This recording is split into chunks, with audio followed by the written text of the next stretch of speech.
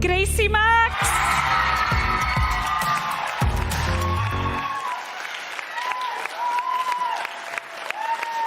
Gracie, dwi'n meddwl mai chdi di'r person cyntaf sydd wedi rhoi cwtsh i'r tywyswyr sy'n rhoi y tlws ar fedal. Ti eisiau ni gael cwtsh hefyd? Ie. O, waw. Llongyfarchiadau. O. Pwy sy'n crio yn y blaen fan hyn? Mr James. Mr James Achan! Keep it together! Os da rhywun fysa chdi'n hoffi, diolch iddyn nhw am eu cymorth hefyd. Mr James bendant, oedd wedi helpu gyda popeth.